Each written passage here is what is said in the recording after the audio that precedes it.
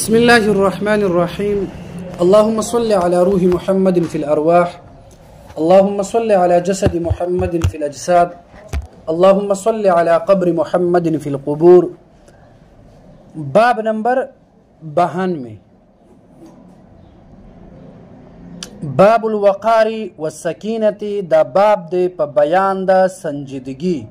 وقار ویل کیږي سنجیدگی ته، والسکینة او سکینه ویل کیږي اطمینان ته. قال الله تعالی وعباد الرحمن الذين، بندگان د الله رب العالمین، الذين هغه دی یمشون چې دیو ګرځي علی الارض په دغه ځمکه باندې هونا، په نرمی سره، په عاجزی سره او په قلاره قلاره. و اذا خاطبهم، او کله چې خبره کوي دیو سره، جاهلون قالوا سلاما، جاهلان نو دیو ورته وایي چې سلام، یعنی السلام علیکم، بس تا وګټل ما وبیلله. دلته وګورئ دا باب دی په بیان د وقار، د سنجیدګي او د اطمینان په حوالې سره. نو د ټولو نه اول خو درته د قرآن مجید یو آیت پیش کړله چې وعباد الرحمن الذين يمشون على الارض، بندگان د الله رب العالمین هغه دي چې هغه ګرځي په دغه ځمکه باندې په نرمۍ، په عاجزي او په قلاره قلاره.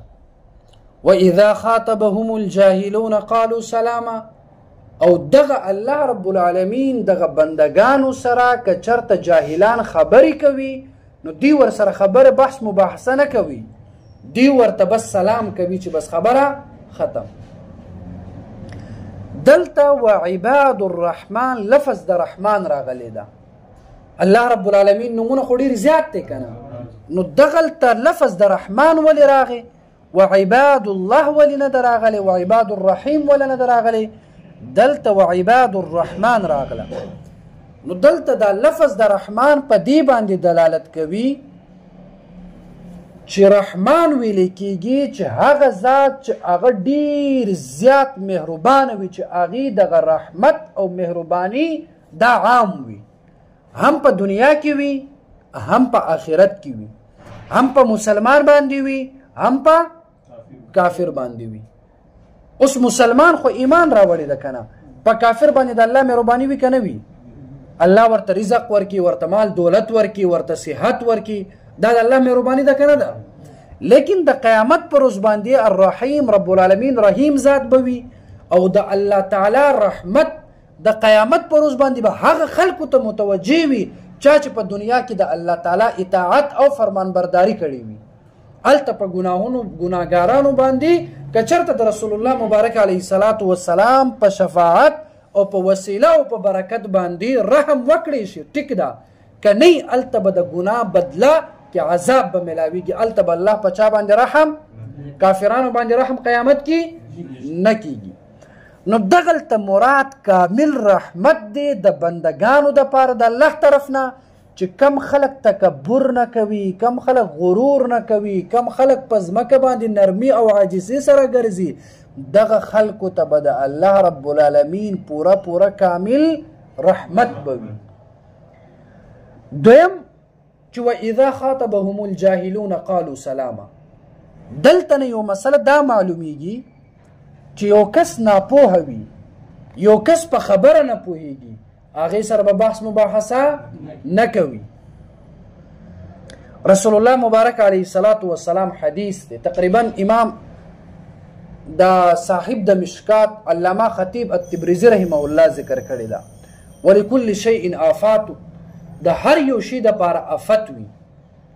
نو د علم دپاره هغه حدیث ذکر کوي چې د علم دپاره یو آفت دا دی چې النسیانو، یعنی دا هیریدل د علم، دا د علم دپاره څه شی ده؟ آفت دی.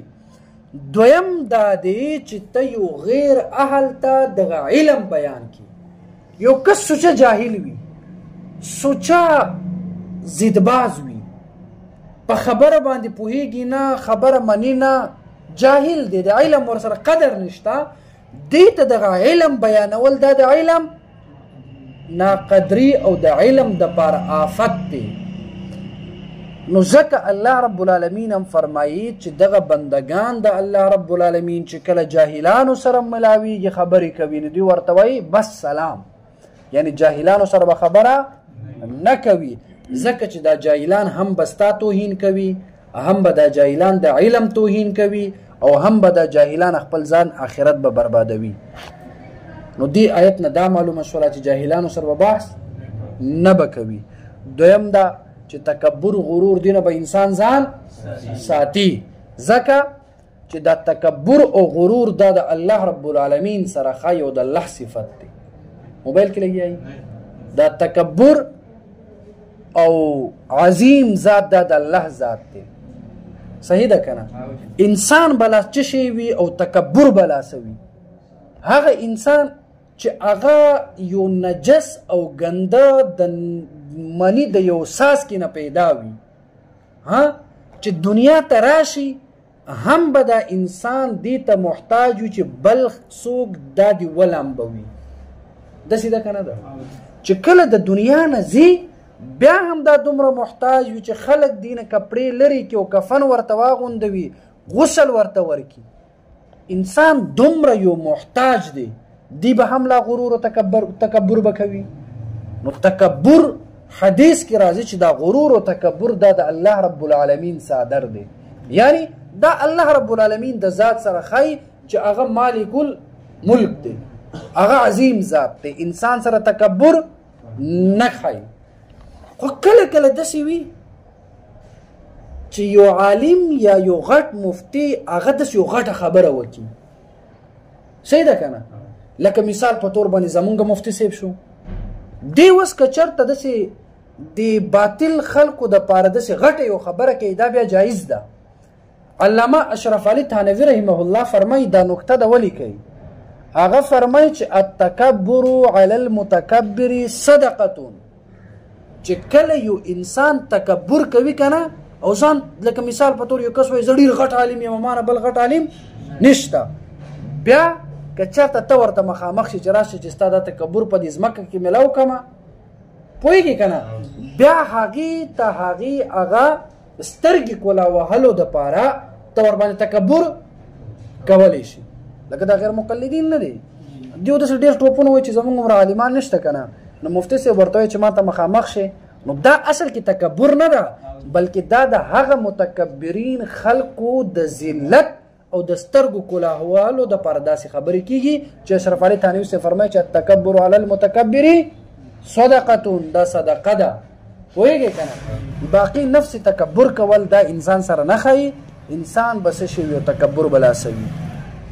بیا دلته د حضرت عایشه رضی الله عنها یو روایت بیانېږي چې عایشه رضی الله عنها فرمایي چې جناب محمد رسول الله صلی الله علیه وسلم ما چرته نه و لیدلی چې نبی علیه الصلاة والسلام په جوش سره یا د مبالغې سره رسول الله صلی الله علیه وسلم چرته خندلی وي او د رسول الله مبارک علیه الصلاة والسلام دغه مرې یا دننه دا خولې طرف ته کوم مرې چې وي که نه دا دې ښکاره شوي وي.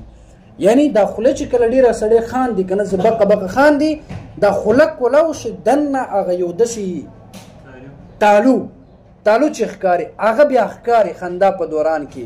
نو عایشه رضی الله عنها فرمایي چې ما چېرته رسول الله مبارک علیه الصلاة والسلام نه و لیدلی چې هغې دومره په چغه باندې خندل، بلکې کانه یتبسم رسول الله مبارک علیه الصلاة والسلام به تبسم یعنی مسکا به یې کوله. نو معلومیږي دا چې خندا په چغه باندې کول مناسب نه دی. بیا د استاز یعنی د مشرانو مخې ته د مور پلار مخې ته خندا کول دا مناسب نه دی. او بل دا ده چې د خندا سره انسان د زړه دا ډېر کلک شي، د الله یره او تقوا او طهارت له دې زړه نه وځي. نو دومره حده پورې خنداګانې او مزاح کول، مسخرې ملنډې کول دا هم بیا جایز نه ده چې انسان هغه زړه ورسره کلک شي. مطلب دا چې بس نارمل کله خندا کله مزاح، بس د خندا نه مراد دا چې ډېر په چغو نه خندل. عن عائشة رضی الله عنها قالت فرمای عائشة رضی الله عنها چې ما رأيت رسول الله صلی الله علیه وسلم ما نه د لیدلی رسول الله مبارک علیه الصلاة والسلام مستجمعا قط په جوش سره یا مبالغې سره چرته هم ضاحکا خندیدونکي حتی ترا تر دې پورې چې ښکاره کېدل منه لهواته چې ښکاره شي د رسول الله مبارک علیه الصلاة والسلام د مرې هغه حصه اخرنۍ په اعتبار د اخرنۍ مراد لکه هغه طرف نه اخرنۍ دې طرف نه اولنۍ حصه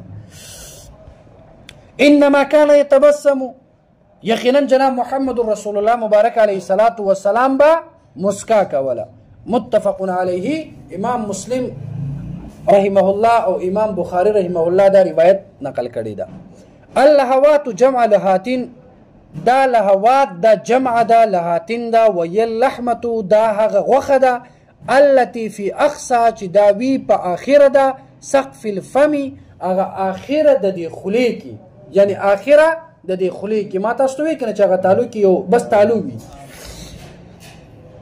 بس دی کوو